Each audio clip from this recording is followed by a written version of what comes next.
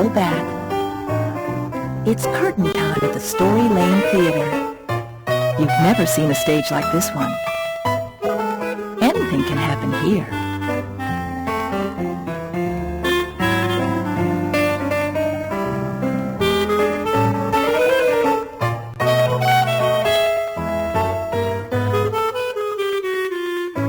Today's story, The Tiger and the Brahmin, takes us to the extraordinary land of India.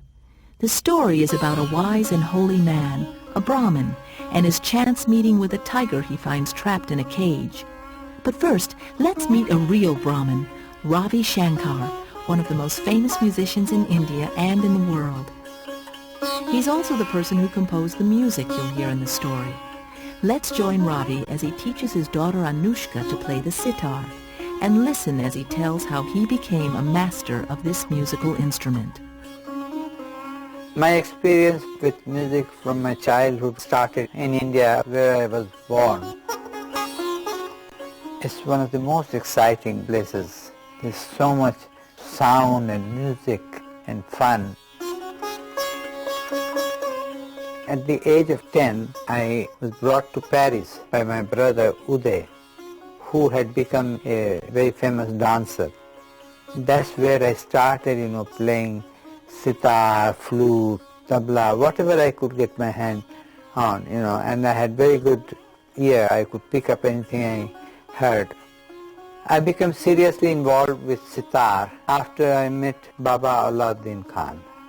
This great musician joined my brother's group in 1935. That's when I was 15. He was the greatest musician of that time. He could play any instruments, and he started teaching me. That's something which changed my life completely.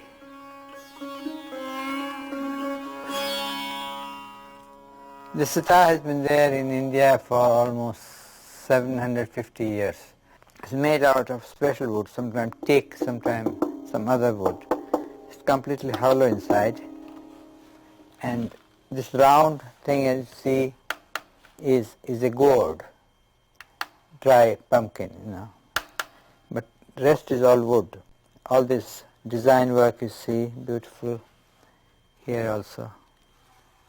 Basically we have 4 strings for playing the melody, and 2 side strings for the rhythm or the drone. Underneath all the strings and frets, you have 13 strings, which are the resonating sympathetic strings. And sometimes we strum on this like this for special effect. It takes many years to learn the technique, and then the goal is to improvise. Therefore it comes out always new and fresh, whatever we do. When I first heard the story of the tiger and the Brahmin, it struck to me that I know this story, because it is very much like all the stories I have heard in my childhood and read.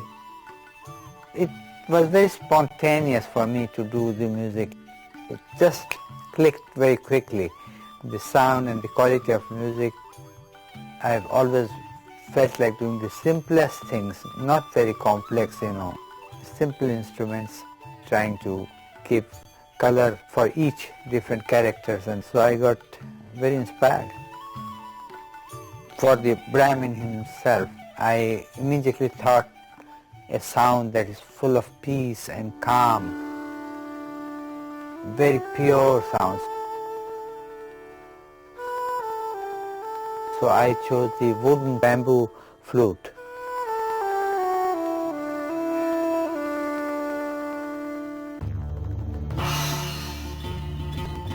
For the tiger, it was a different thing. It had to be something almost violent.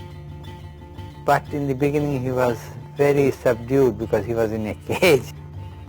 But I had to keep that heavy, hard sound in the background.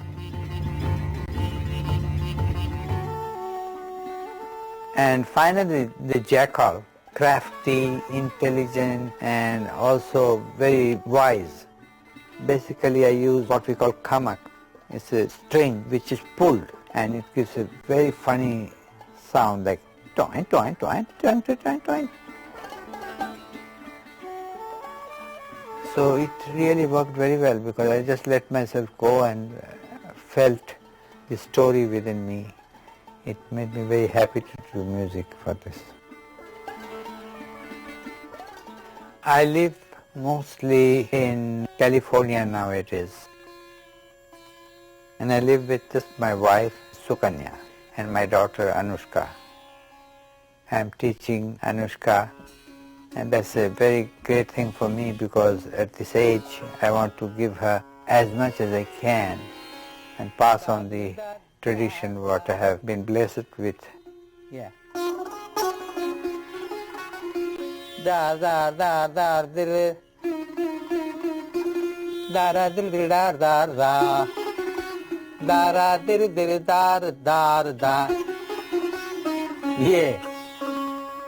Our music also teaches a lot of things, not just entertainment, but also a great spiritual satisfaction.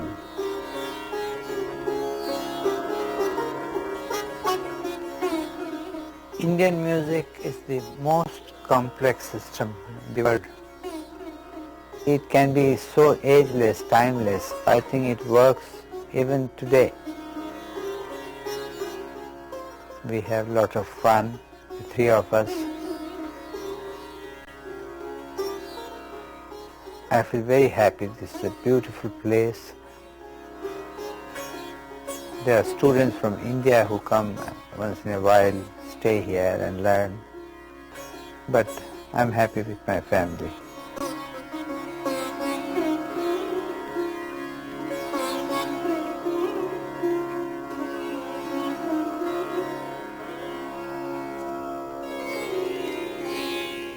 Wow, wow, wow. Very good. Thanks, Ravi.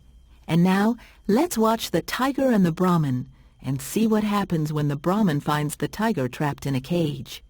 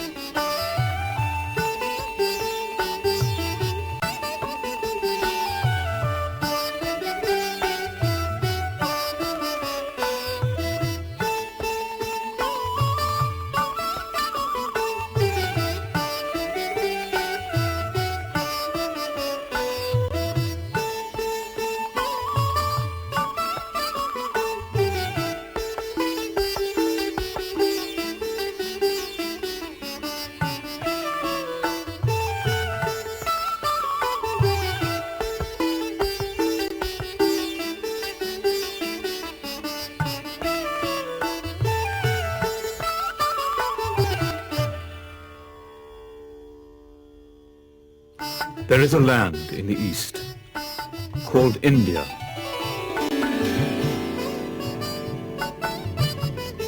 It is a magical and mysterious place.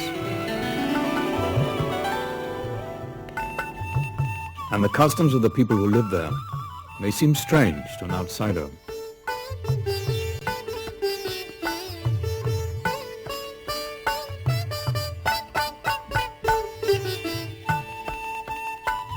In India, everyone has a duty. The animals too have their duties. The rooster crows at dawn to wake the people of the village. The farmer tills his fields so that the crops may grow and the people will have something to eat. The cow gives milk for nourishment. The weaver makes the khadi cloth by spinning at a wheel so that the people may have clothes to wear. The mongoose protects the people by catching the deadly cobra. The shepherd boy minds his goats so that they will grow strong and bear kids. And the merchant sells his wares at the bazaar so that he can drink tea and learn everyone's business.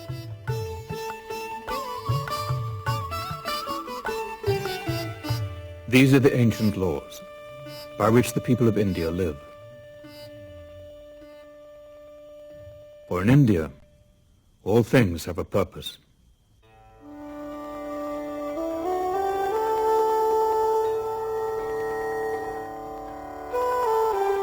There was a wise and holy man in India, a Brahmin. He was a good man who always acquired merit by performing helpful deeds for the people of his village. When the beggar asked for food, the Brahmin gave food to the poor wretch. When two men quarreled, the Brahmin made peace.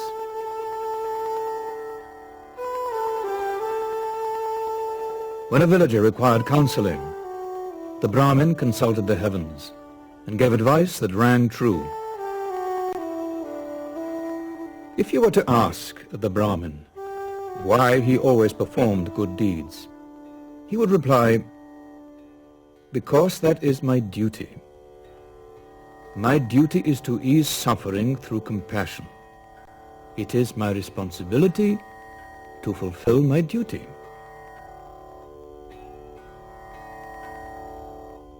The Brahmin was a most remarkable fellow, bringing goodness and wisdom wherever he went.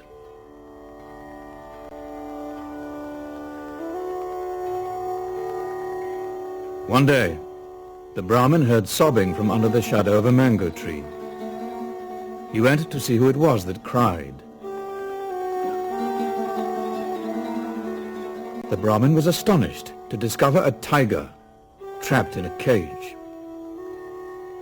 The tiger wailed in the presence of the Brahmin. "Oh, help me, Holy One. Please let me out of the cage, Brahmin Bapu. If you don't, I shall be killed and skinned for some sahib's rug." Now, the tiger's request presented a most curious problem for the Brahmin.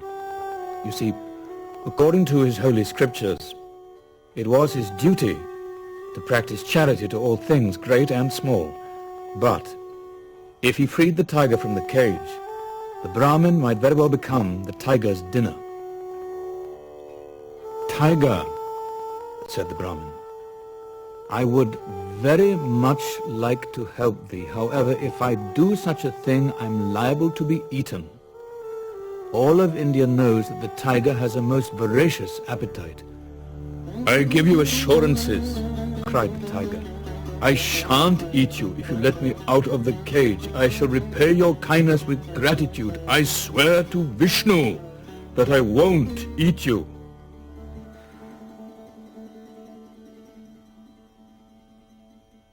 The Brahmin hesitated for a moment.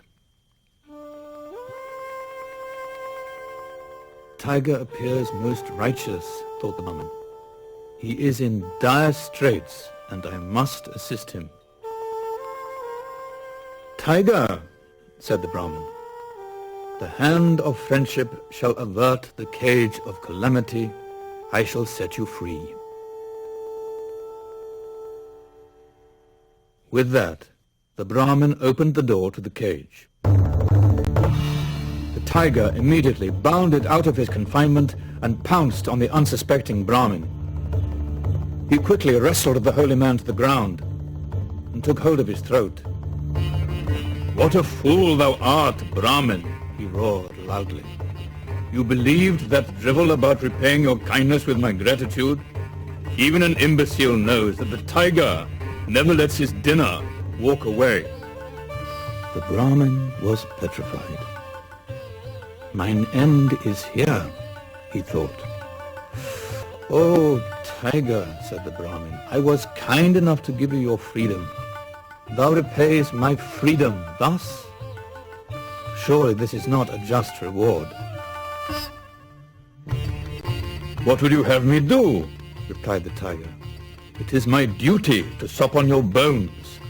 Do you expect me to forget my appetite because it is not just?" "In a manner of speaking, yes," the Brahmin said with a shiver. "Brahmin, you are more foolish than I thought," said the tiger. "It is not the way of the world. But I shall give you a chance. continued the tiger. Go from here and ask the first 3 things you meet what I should do with you. Then return to me with the answers, and I will follow the advice. So the tiger set the Brahmin free. As the Brahmin shook the dust from his robe, the tiger warned him, Remember the first 3 things you meet, and return quickly, for I am getting hungrier by the minute.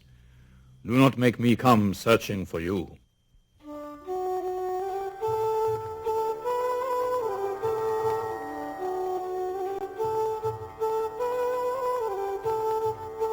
Now the Brahmin was certain that his good deed would not end in his being eaten.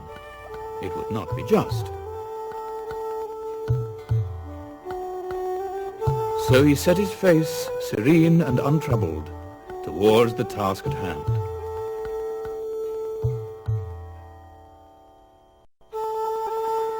The first thing he met was an elephant.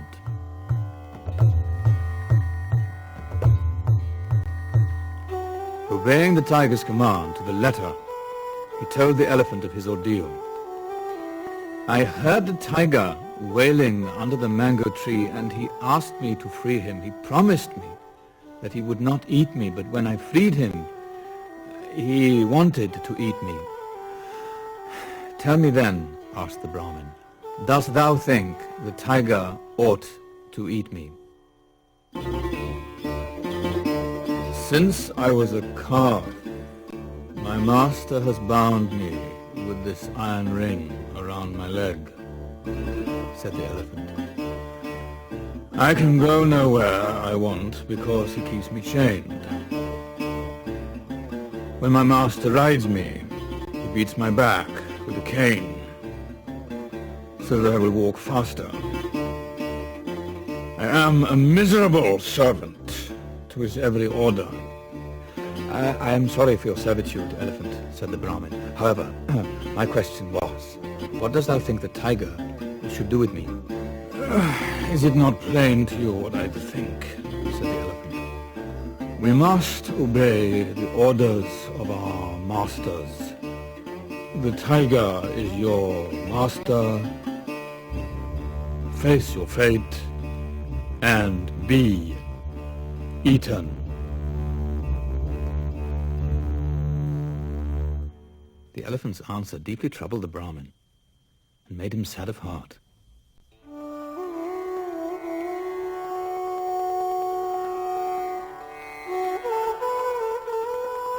Surely pity and compassion must exist in this world, said the Brahmin. So he continued to walk.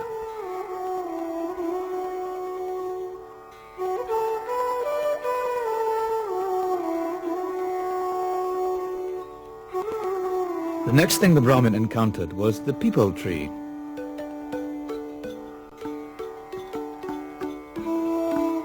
The Brahmin told the peepal tree his story. Tell me, asked the Brahmin, dost thou think the tiger ought to eat me? What have you to complain about, Brahmin? Replied the peepal tree. I give shade and shelter to everyone who passes by, and what kind of gratitude do they show me? They tear down my branches to feed their cattle. I am appalled by the way thou art abused, said the Brahmin. But what about my predicament? Don't whimper, admonished the peepal tree. Be a man. Go back to the tiger. The world is a cruel place.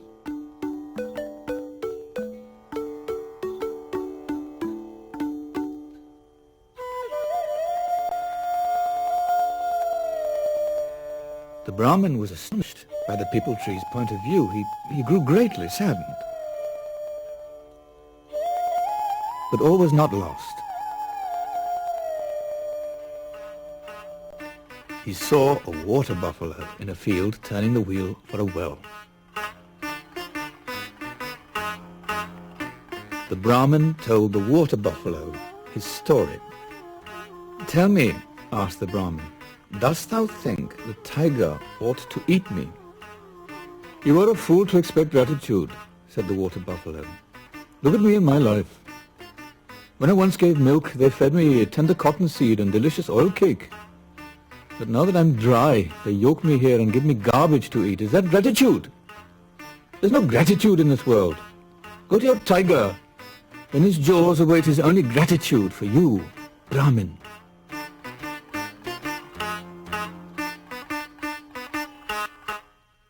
The Brahmin left the water buffalo and began his journey back to the tiger.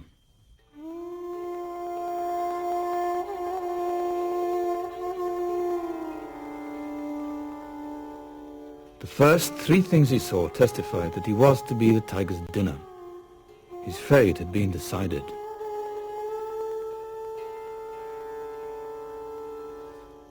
Surely, his life had been for naught, the Brahmin thought as he walked.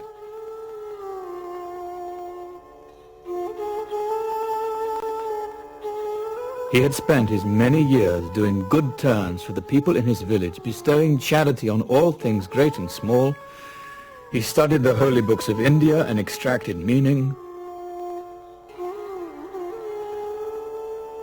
What a fool he had been to think that he was a wise man and understood the ways of the world.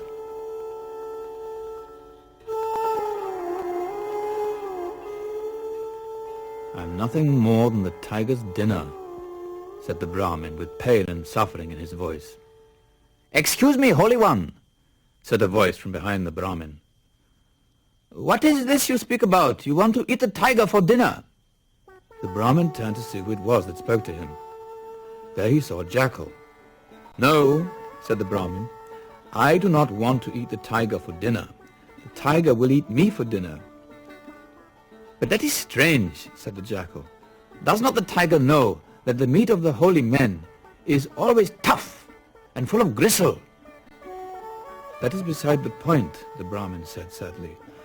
I freed the tiger from a cage, and now he wants to eat me. That is most problematical, said the jackal. But tell me, Holy One, why did you free him from the cage? The Brahmin was getting weary of this jackal and all his questions. Before I let the tiger out of the cage, he promised that he would not eat me, said the Brahmin. Brahmin Bapu, said the jackal, scratching his head. This is most confusing to me. I must sit down and decipher this conundrum. The jackal sat on the road to think. He crossed his legs and put his chin in his paws.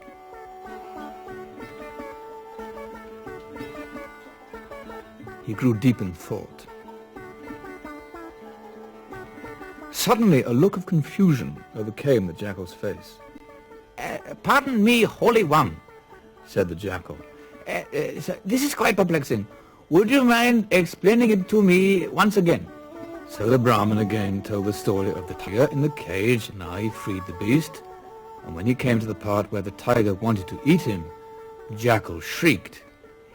Ow! There it goes again, cried the jackal. I simply can't understand. The story seems to go in one of my ears and out the other. I have decided, said the jackal. Take me to the place where this most unfortunate event occurred. I will better understand it there. And so the Brahmin and the jackal went to the tiger, who lay in front of the cage, sharpening his teeth and claws. It is about time, Brahmin, the tiger roared. You have kept me waiting for our dinner.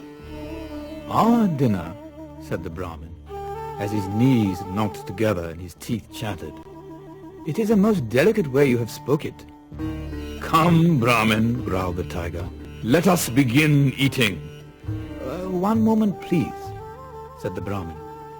We have a most curious visitor who insists on certain knowledge.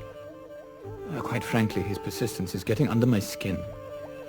It seems that I have explained my situation to him, and he is unable to understand, said the Brahmin. So before our dinner, I thought I could better show him with you and the cage before us. The Brahmin went to the tiger and whispered, This will not take long. The jackal is dim-witted, and certainly it would not be just to brush him aside. The tiger groaned and begrudgingly consented to the request. So, the Brahmin began to tell the story once again. The Brahmin did not miss a single detail, spinning the very longest of yarns. "Oh, my poor brain!" squealed the jackal, squeezing his head with his paws. "Oh, my poor brain, I simply cannot understand the particulars of this tale." The tiger rolled his eyes back into his head. Surely this jackal lacks cleverness, the tiger thought. "Let me see if I have this correctly," continued the jackal. "The Brahmin was in the cage, and the tiger came walking by." "No, you fool," roared the tiger. "I was in the cage. Is your head filled with camel dung?" "Oh, yes, sire," said the jackal, trembling with fright. "I have a most tremendous amount of camel dung in my head. Now I think I understand the story." So, the jackal continued with yet another version of the tale. The tiger and the Brahmin are in the cage together. And the tiger comes walking by. No, wait. How can the tiger be in the cage and outside the cage at the same time? One cannot occupy two places in space simultaneously. Surely that is axiomatic. The tiger was getting angrier by the second. Clearly this jackal was a lunatic, and he was delaying the tiger's dinner. "You idiot!" bellowed the tiger. "How can you be so stupid, jackal?" "Don't mind me, sire," said the jackal to the tiger. "Begin your dinner, for I shall never understand." "Yes, you will understand," the tiger raged. "I will make you understand. Look, here at me. I am the tiger." "Yes, sire." "And that is the cage." "Yes, sire." "I was in the cage," said the tiger. "Understand?" "Yes, sire. I mean, no, sire. I mean, what do you mean, sire?" "I mean, I was in the cage," said the tiger. But how did you get in the cage?" asked the jackal. "Why, the usual way, of course," hollered the tiger. "Oh, it is my head again," wailed the jackal.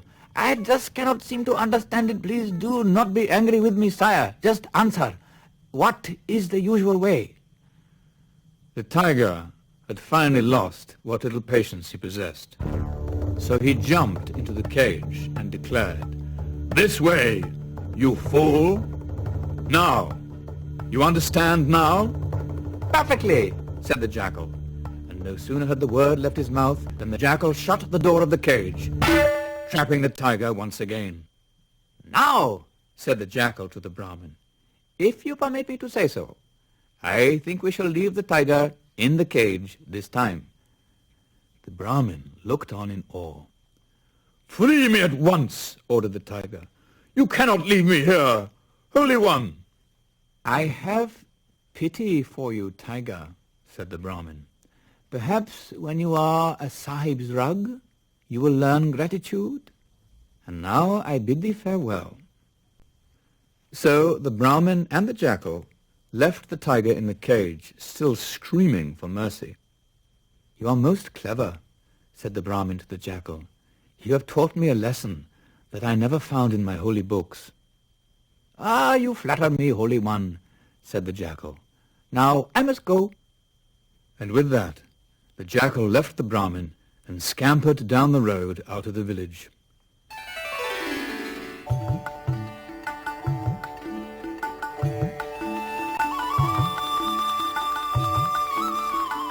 As for the Brahmin, he continued studying the Holy Scriptures and acquiring merit by helping all things, great and small. But he lived the rest of his life a much wiser man.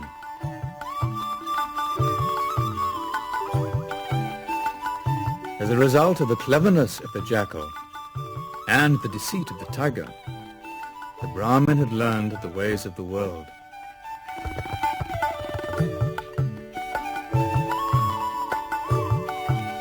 For in India, all things have a purpose.